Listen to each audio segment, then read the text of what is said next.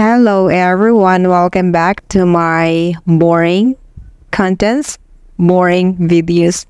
Bitaw, like anybody else, I'm one of those nga naningkamot pod nga mag-create og mga quality and engaging contents. But as you already knew, dili sayon magama og mga engaging or quality contents, diba?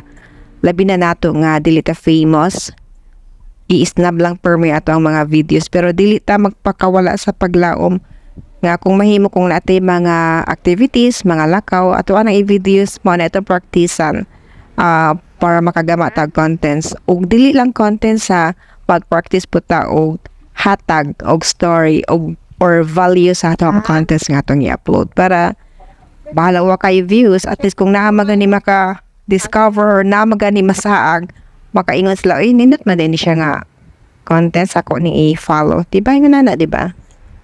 Pero, iwas-iwas na lang po sa stress kay most of us na bagyod no na stress, labi na kung nag-expect yun da og monetization. Unya, dugay na hatag ni Lolo Medso.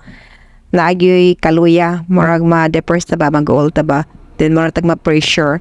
So, ato na ning iagi og lingaw-lingaw, morag paghimuon na tong album ba, nga pwede na tong ukayon, i-share na to sa itong mga apupuhon-puhon kung dili man ganito hatagan o ka na monetization ni Lolo Mets dire. So anyway, mintras agi na to lingaw-lingaw ni paningkamot po ta paggama og mga nindot ba nga contents nga para nato taas ang posibilidad nga pwedeng angayan or pwedeng makatabang sa kadaghanan or basin pwede makakuha og mga informations, motivations, inspirations sa ubang tao.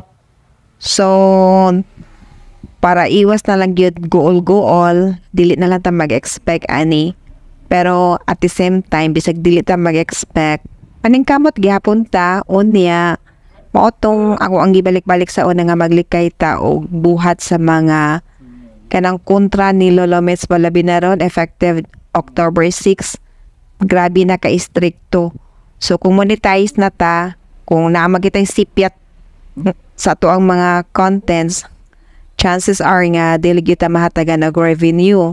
So, katong dili na monetize, mauro gyapon na, bisag ka ng dili revenue ang problema, basin usap po na nga makapabagal or makadugay og maayo sa inyong monetization goal.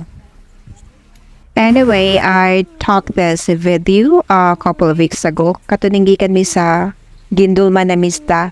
Padong may ani pauli. So, gipanggutuman ning drop off mi diri sa Shumayan sa Talibon. In fairness, nindot kayo lang Shumay, pero wala lang yun sila yung mga soft drinks nga pwede na tong kapilian. Yung nanira, maurag yun na sila nga company nga soft drinks nga pwede na tong pilian. So, pawala sa gutom, pawala sa duka ning drop off mi diri. So after ani, diretso na pud mi pauli kay kapoy na kay sigpundo.